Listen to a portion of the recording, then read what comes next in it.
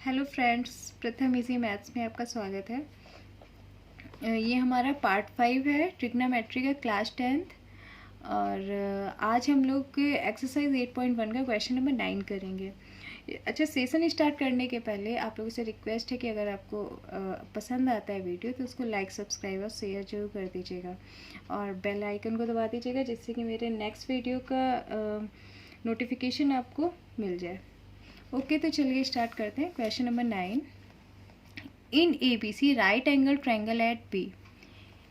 ठीक है, तो सबसे पहले जितना जितना हम पढ़ रहे हैं उतना हम पढ़ लेते हैं। ठीक है, तो एक राइट एंगल ट्रायंगल है और राइट एंगल कहाँ पे है? बी पॉइंट पे। तो this is B point, A B and C. This is right angle 90 degree. If tan A equals to 1/√3 given tan A, ये एंगल tan इक्वल्स टू 1/√3। जहाँ हमने tan ए लिखा तुरंत हम tan का फॉर्मूला लिख लेंगे। क्या होता है tan का? P upon B। ओके, तो tan ए कितना है? 1/√3। P इज 1, तो P कितना है? 1 और बेस इज √3। अब हमको फाइंड करना है hypotenuse.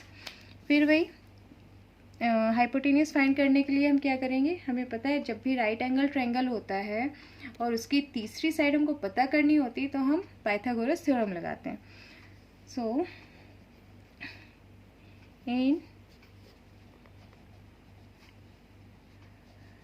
Right angle triangle A B C applying Pythagoras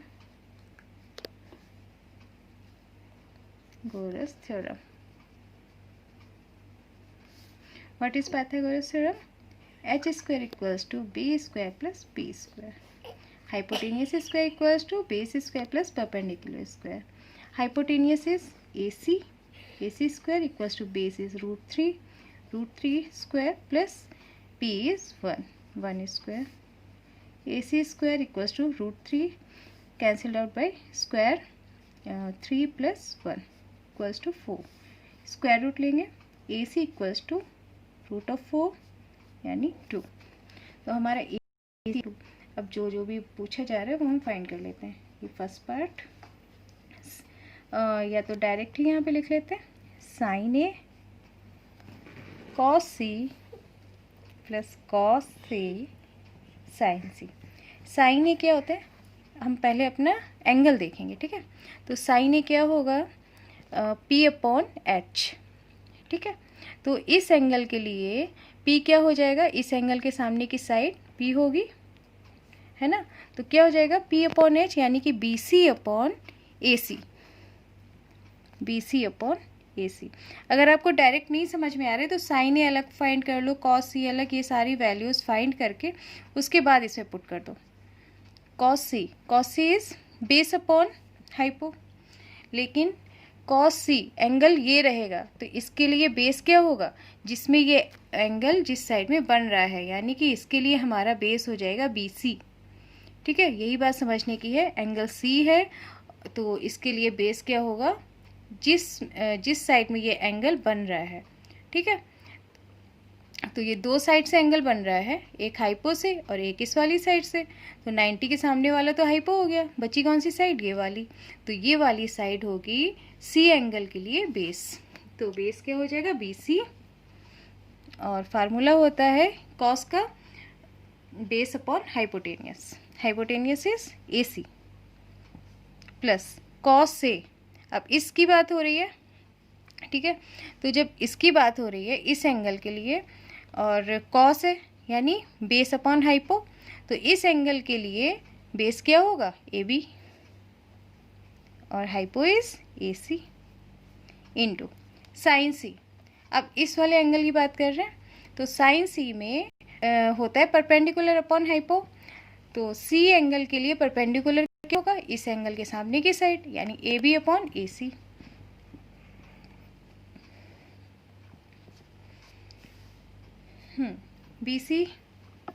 BC कितना है? 1 अपॉन AC हमने निकाला 2 into BC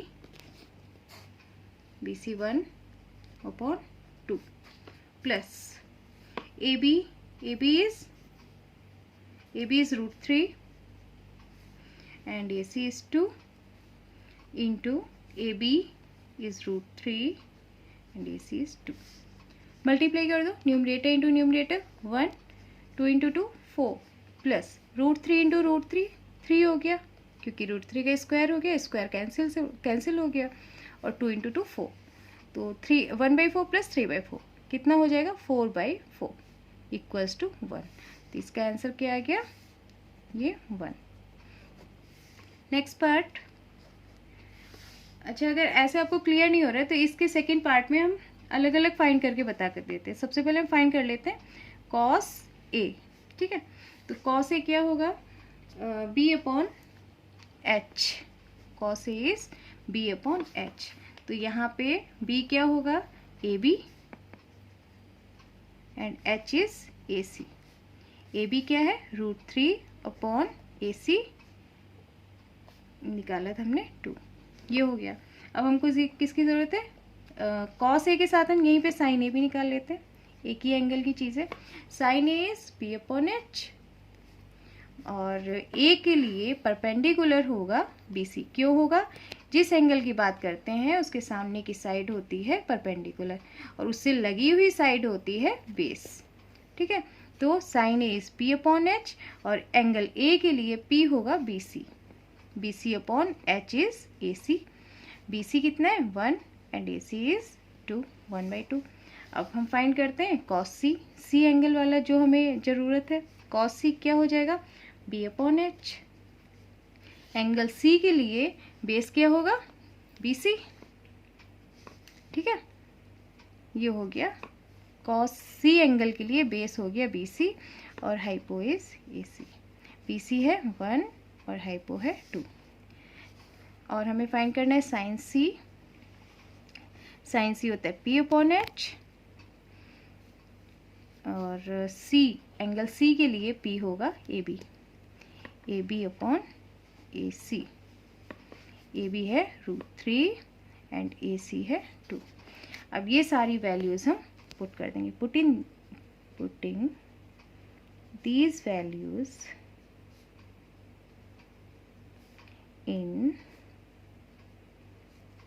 in the equation.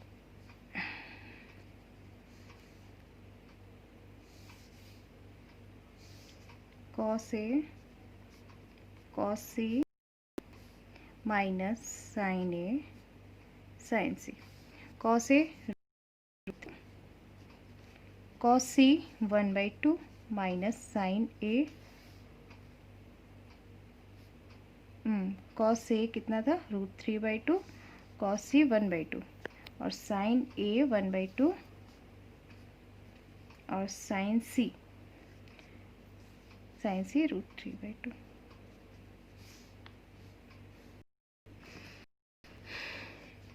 इसको मल्टीप्लाई कर देंगे, numerator into numerator √3/4 minus √3/4 cancel हो गया 0. इस वाले का आंसर आ गया 0. Next question number 10. In triangle PQR right angle at Q. तो इतना हम पहले फॉर्म कर लेते हैं. एक राइट एंगल ट्रायंगल है हमारे पास PQR और राइट एंगल कहाँ पे बन रहा है, Q पॉइंट पे. P Q and R. और क्या बोला जा रहा है, PQ इज़ 5 सेंटीमीटर. ये 5 सेंटीमीटर हो गया. और PR प्लस QR यानी PR और QR को जब ऐड कर रहे हैं तो हमारे पास आ रहा है 25. ठीक है, तो अगर हम PR और QR का हमको सम पता है, अगर हम इनमें से कोई एक साइड लेट कर लें तो दूसरी क्या हो जाएगी 25 माइनस वही साइड. तो हम लेट करते हैं. लेट किसको लेट कर लेते हैं, QR को. Let side QR is X. तो जब QR X हो गया तो PR ऑब्वियस है, PR प्लस QR हमको गिवन है 25. तो QR हमने लेट कर लिया X, तो PR plus X equals to 25. तो PR आ गया 25 माइनस X. ठीक है, एक ये चीज़ हमारे पास है, ये है, और दूसरा तो हमको पता है पी क्यू इज़ 5 सेंटीमीटर। तो अब हम बात करते हैं क्या पूछ रहे हैं। तो ये राइट एंगल है, तो हम अपना लगा देते हैं पाइथागोरस थ्योरम अप्लाइंग, क्योंकि अभी यहाँ पे x अननोन है। Applying Pythagoras theorem, h square equals to p square plus b square, h is pr square,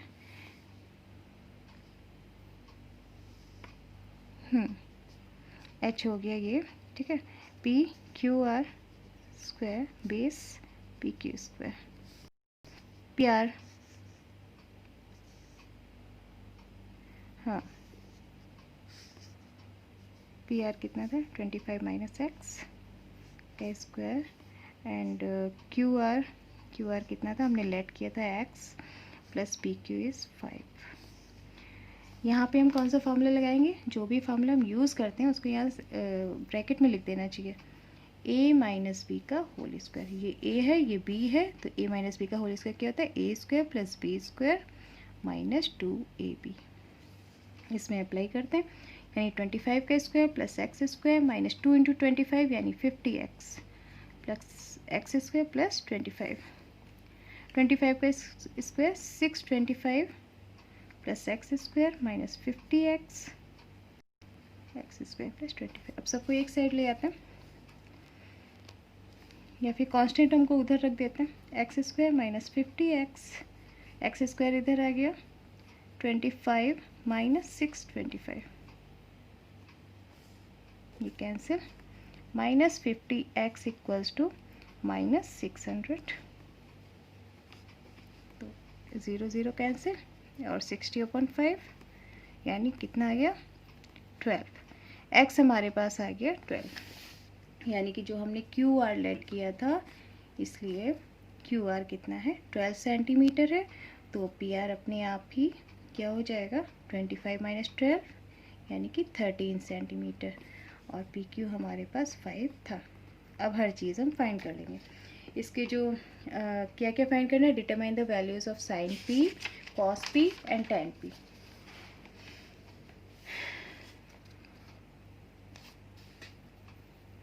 sign P find करना है, कॉस पी और टैन पी। ये होता है P B P upon H H B, ठीक है, ये साइन के लिए, कॉस के लिए, टैन के लिए। तो साइन क्या है p अपॉन एच, अब इसमें p क्या है Q R upon H P R. Q R कितना निकला है हमारा 12 and P R is 13। Cos P B upon H यानी P Q upon P R, और पी क्यू कितना है 5 upon P R is 13। Tan B P upon B, perpendicular is Q R and base is P Q. Q R निकला था हमारा 12 upon 30, ये answer हो गया हमारा। अब क्वेश्चन नंबर 11 बिल्कुल थोड़ा सा मैं एक्सप्लेन कर देते हैं। इसमें से ट्रू फॉल्स का आपको टिक करना है। State whether the following are true और फॉल्स, जस्टिफाई योर आंसर। अपने आंसर्स को जस्टिफाई भी करना है। The value of tan A is always less than 1। tan A की वैल्यू हमेशा लेस देन 1 आएगी। इसको चेक करते हैं। tan A क्या होता है P अपॉन B, ठीक है। तो कभी परपेंडिकुलर बड़ा हो सकता है, कभी बेस बड़ा हो सकता है। तो हम ये तो नहीं कह सकते कि ये लेस देन होगा या ग्रेटर देन होगा, तो ये हमारा हो गया फॉल्स, ठीक है। ये आप लोग अपना कर लीजिएगा इसमें, यही चीज़ सेंटेंस में अपना बना के। Next sec equals to 12/5 for some values of angle है। तो इसमें तो एंगल हम फाइंड कर सकते हैं। सेक के कॉस का अपोजिट होता है हाइपो अपॉन बेस, ठीक है। तो ये एंगल की वैल्यू आ जाएगी, यानी कि ये सही है, किसी एंगल के लिए ये वैल्यू होगी। Cos is the abbreviation use for the cosecant of angle A. बोल रहा है कि कॉस एक एब्रीविएशन है कॉसेकेंट का। कॉसेकेंट किसका होता है? कॉसेक का, है ना, यानी ये रॉन्ग है। और कॉस ए का क्या होता है? कोसाइन होता है, इसलिए रॉन्ग है। Abbreviation of cosine is cos A, ये आपको लिखना है। Cot A is the product of cot and A, ये बिल्कुल गलत है ना। कोई भी ट्रिग्नोमेट्री रेशियो होता है वो एंगल के साथ लिखा जाता है, तो इसका मीनिंग ये नहीं वो कॉट और ए का मल्टीप्लाई है, तो ये रॉन्ग है। Sine theta equals to 4/3 for some angle theta, तो साइन थीटा क्या होता है? साइन थीटा इज P/H, ठीक है। तो साइन थीटा है हमारा, ये 5th नंबर है। साइन थीटा इक्वल्स टू 4/3 होता है P/H। ये बताइए हाइपोटेनियस हमेशा किसी राइट एंगल ट्रायंगल में ग्रेटर होगा, ठीक है, इसलिए ये फॉल्स है ना, क्योंकि हाइपो जो होता है वो ग्रेटर होता है दोनों साइड से, ठीक है। तो इसमें आप सेंटेंस लिख के, ये सारा मैंने बता दिया। अब ये आपकी एक्सरसाइज कंप्लीट हो गई है। नेक्स्ट वीडियो में मिलते हैं एक्सरसाइज 8.2 के साथ। Okay, thank you.